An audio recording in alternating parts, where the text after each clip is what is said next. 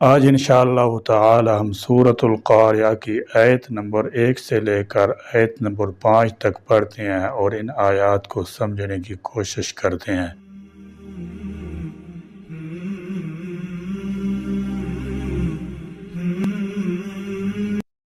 الحمدللہ وحدہ والصلاة والسلام علی من لا نبی بعدہ۔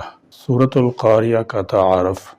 یہ مکی صورت ہے، قرآنی ترتیب میں 101 نمبر پر، جبکہ نزول کے اعتبار سے 30 نمبر پر ہے، اور یہ 36 الفاظ اور 150 حروف اور 1 رکوع اور 11 آیات پر مشتمل ہے۔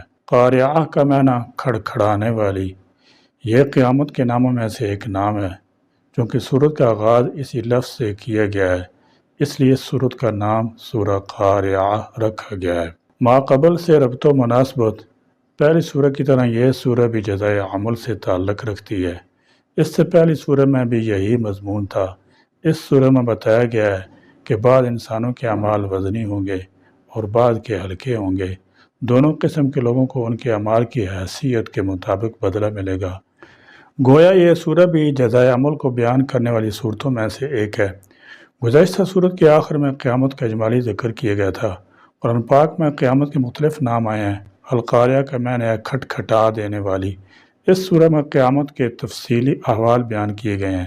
اس صورت کا مرکزی موضوع قیامت کی ہولناکیوں کا بیان ہے۔ اس سورہ میں قیامت کے مختلف احوال بیان کیے گئے ہیں۔ نیک اور برے لوگوں کا اخری انجام بھی ذکر کیا گیا ہے۔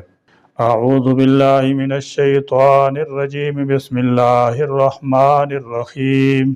القاریۃ ما القاریہ وما ادراک ما القاریہ یوم یکون الناس کالفراش المبثوث وتکون الجبال کالعہن المنفوش۔ القاریۃ کھٹکھٹانے والی، یہ بھی قیامت کے ناموں میں سے ایک نام ہے، جیسے اس سے قبل اس کے متعدد نام گزر چکے ہیں، مثلا الحاقہ، الطامہ، الصواخہ، الغاشیہ، الساعہ، الواقعہ وغیرہ۔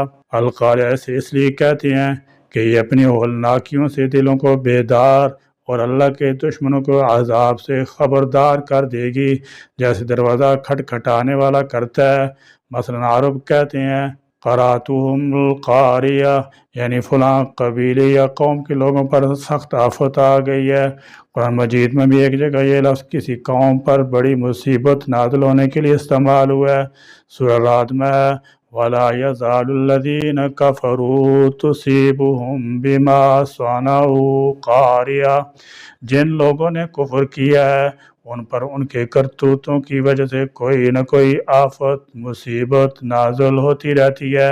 لیکن یہاں القاریہ کا لفظ قیامت کے لیے استعمال کیا گیا ہے، اور سورۃ الحاقہ میں بھی قیامت کسی نام سے موسوم کیا گیا ہے۔ اس مقام پر یہ بات نگاہ میں رہنی چاہیے، یہاں قیامت کے پہلے مرحلے سے لے کر عذاب و ثواب کے آخری مرحلے تک پورے عالم آخرت کا یکجا ذکر ہو رہا ہے۔ ما کیا ہے؟ القاریۃ کھٹکھٹانے والی۔ فرمایا القاریۃ کیا ہے وہ کھٹکھٹانے والی؟ قرع کے معنی ایک چیز کو کسی دوسری چیز پر زور سے دے مارنے کی ہیں۔ اس لغوی معنی کی مناسبت سے قاریہ کا لفظ ہولناک حادثے اور عظیم مصیبت کے لیے بھی بولا جاتا ہے۔ جیسے جب کوئی قوم کسی حادثہ فاجعہ یا عظیم آفت کا شکار ہو تو عرب کہتے ہیں قراتم القاریہ، یعنی وہ قیامت جب آئے گی تو پوری کائنات کو کھٹکھٹا ڈالے گی اور دنیا کی ہر چیز کو تہ و بالا کر دے گی۔ تمام اجرام فلکی آپس میں ٹکرائیں گے، جس سے خوفناک دھماکے ہوں گے اور دل دہلا دینے والی آوازیں پیدا ہوں گی۔ وما، اور کس چیز نے، ادراک، آپ کو خبر دی، ما کہ کیا ہے، القاریہ کھٹکھٹانے والی۔ فرمایا وما ادراک ما القاریہ، یعنی وہ القاریہ کیا ہے، کس قدر عجیب اور کتنی خوفناک ہے، تجھے کس چیز نے معلوم کروایا کہ وہ قاریہ کیا چیز ہے؟ مراد قیامت ہے، جو قلوب کو سخت فضا اور گھبراہٹ سے اور کانوں کو صوت شدید سے کھڑکھڑا ڈالے گی۔ یعنی وہ اتنی عظیم الشان اور عجیب و غریب ہے کہ مخلوق میں سے کوئی اس کی شدت و عظمت جانتا ہی نہیں کہ تجھے بتائے۔ ہاں، اللہ تعالیٰ سب کچھ جانتا ہے، اس لیے اس نے خود یہ اگلی آیت میں اپنے فضل سے اس کا کچھ حال بیان فرما دیا۔ ان آیات کا معنی یہ ہے کہ اے حبیب صلی اللہ تعالی علیہ وسلم، آپ قیامت کی ہولناکی، شدت اور دہشت کو ہماری طرف سے آنے والی وحی کے ذریعے ہی جان سکتے ہیں۔ تو یہاں وحی کے بغیر قیامت کے ہولناکی کے علم کی نفی ہے، نہ کہ مطلق علم کی نفی ہے۔ یہاں پر قاریہ کا لفظ 3 مرتبہ استعمال ہوا ہے، اس سے مخاطب کی توجہ مبذول کرانا مقصود ہے کہ متعلقہ مضمون بڑی اہمیت کا حامل ہے۔ کھٹکھٹا دینے والی اور کیا ہے کھٹکھٹا دینے والی؟ اور آپ کو کس نے بتایا کہ کیا ہے کھٹکھٹا دینے والی؟ امام سفیان بن عیینہ کا قول ہے کہ قرآن کریم میں جہاں جہاں ادرا کا لفظ آیا ہے اس کے بعد اس کی حقیقت کو واضح کر دیا گیا ہے، اور جہاں پر وما یدریک کا لفظ وارد ہوا ہے وہاں بات کو واضح نہیں کیا گیا، جیسے وما یدریک لعل الساعہ، قریب آپ کو کیا معلوم ہے شاید کہ قیامت قریب ہو۔ یہاں پر وقوع قیامت وقت کو ظاہر نہیں کیا گیا۔ یوم، جس دن، یکون، ہو جائیں گے، الناس، لوگ، کالفراشی، پروانوں کی طرح، المبثوث، بکھرے ہوئے، فراشن، مچھر اور شمع کی گرد منڈلانے والے پرندہ وغیرہ، مبثوث، منتشر اور بکھرے ہوئے، یعنی قیامت والے دن انسان بھی پروانوں کی طرح پورا گندہ اور بکھرے ہوئے ہوں گے۔ یہ کیفیت نفخہ سورہ اول کی وقت ہوگی، یعنی اس دن لوگ اس قدر بدحواس اور گھبراہٹ کا شکار ہو جائیں گے کہ نہایت بد نظمی کے ساتھ ایک دوسرے کے اوپر گر رہے ہوں گے، جیسے پروانے اپنی کثرت، ضعف اور بد نظمی کی وجہ سے شمع تک پہنچنے سے پہلے ہی ایک دوسرے پر گرے پڑتے ہیں۔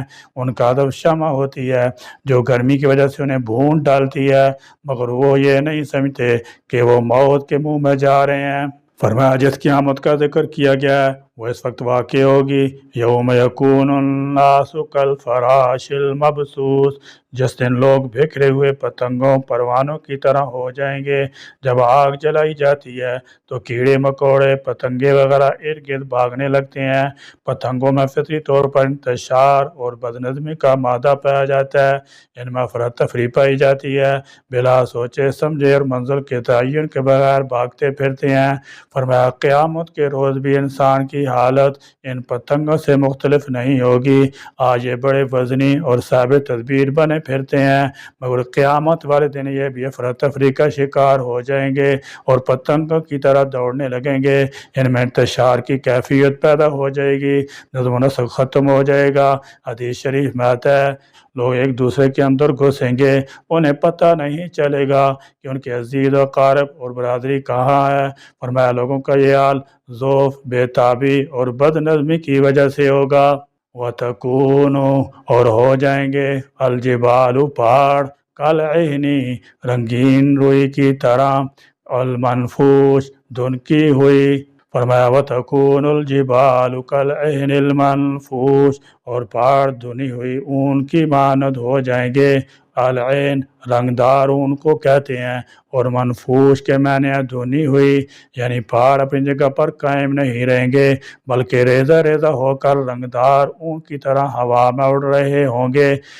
یعنی زمین میں پہاڑوں کی گرفت ڈھیلی پڑ جائے گی، پھر وہ زمین بوس ہوں گے، اس دن گرد و غبار بن کر اڑتے پھریں گے۔ پہاڑوں کے بیچوں کے مختلف رنگ ہوتے ہیں، کوئی لال، کوئی کہیں سے سفید، کوئی کالا، اور اس طرح اون کے بھی مختلف رنگ ہوتے ہیں۔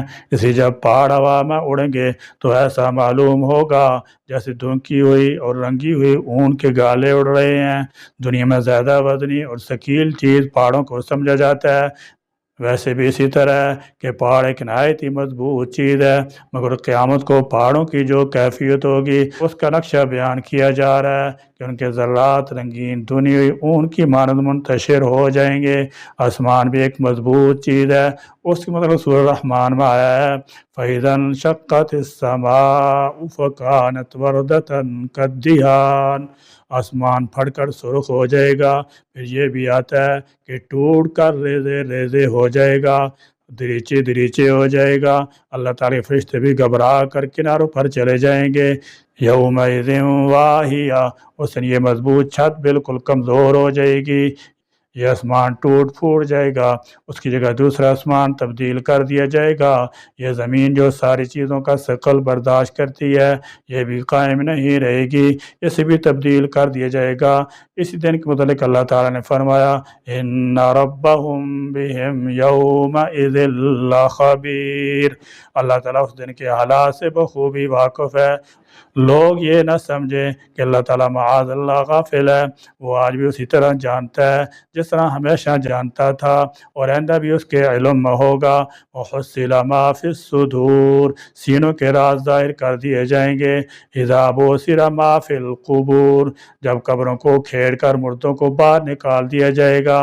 آج انسان اپنی خود غرضیوں کو چھپاتا پھرتا ہے، قیامت کو سب ظاہر کر دی جائیں گی، بڑی رسوائی ہوگی۔ جیسا کہ فرمایا خشعاً ابصارهم یخرجون من الاجداث کانہم جراد منتشر مہطعین الی الداع، ان کی نظریں جھکی ہوئی ہوں گی، وہ قبروں سے نکلیں گے جیسے وہ پھیلی ہوئی ٹڈیاں ہوں، پکارنے والے کی طرف گردن اٹھا کر دوڑنے والے ہوں گے۔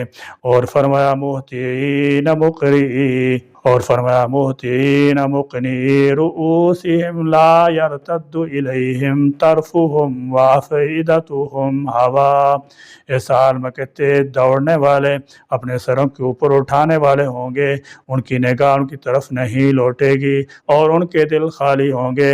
اور فرمایا یومئذ یتبعون الداعی لا عوج لہ، اس دن وہ پکارنے والے کا پیچھا کریں گے جس کے لیے کوئی کجی نہ ہوگی، اور وہاں پہنچ کر بھی انہیں قرار نہیں ہوگا بلکہ اسی طرح بے قرار و بے تاب بھاگتے پھریں گے۔